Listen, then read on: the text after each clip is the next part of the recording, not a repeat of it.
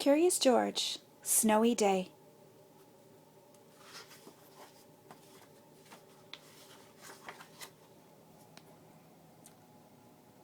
George woke up to a wonderful surprise. It had snowed all night.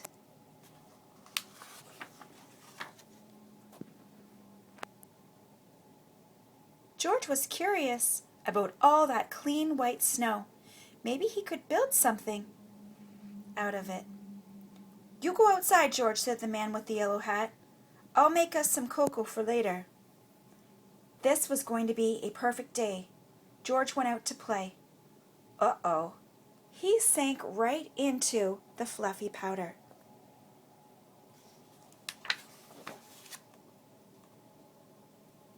Bill, George's friend and neighbor, came by. He did not have any trouble walking on the snow. "Hey, George," Bill said. "I have an extra pair of cross-country skis you can have."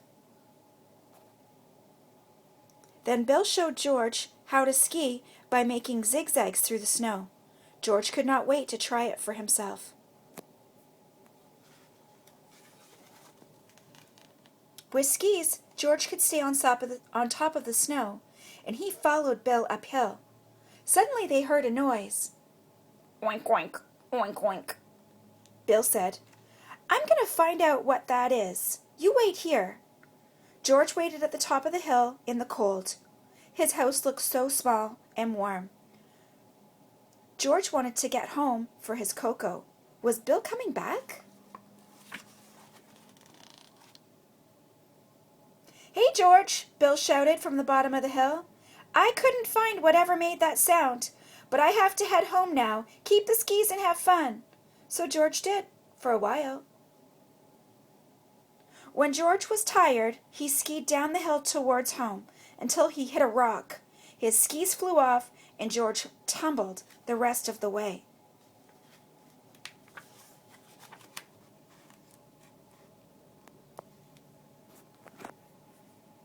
George picked himself up at the bottom of the hill.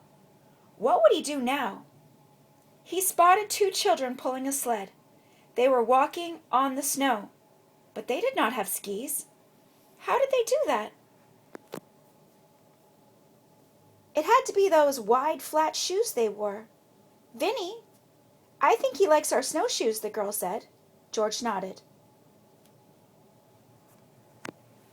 "Vicky and I live on the other side of the hill," said Vinny. "If you come home with us, we'll lend you our snowshoes so you can get home too. Climb aboard the sled."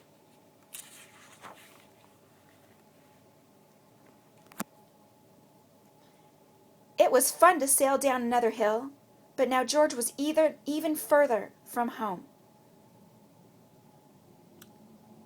"Here you go, Monkey," Vicky said. She gave George her snowshoes and climbed on the sled. "Bye, Monkey. Good luck."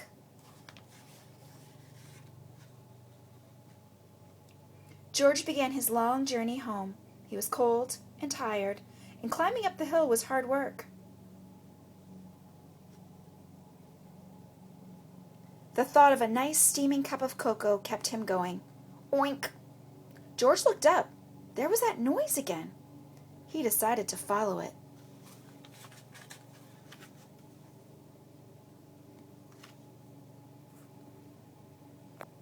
A cold, lost pig. What was he doing out here by himself? And how could George rescue the poor pig? George remembered how Vicky and Vinny had rescued him. What George needed was a sled. It had to be flat and big enough for the pig to sit on.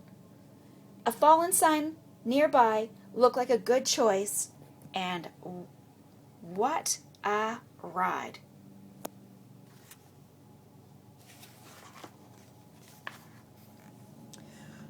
When George got home, he found his neighbor, Farmer Rankins, talking to the man with the yellow hat. "Thanks for bringing my pig home, George," the farmer said. "He got out last night before it snowed." "Good work, George," said the man with the yellow hat. "There's some cocoa waiting for you inside." That was exactly what George had hoped to hear.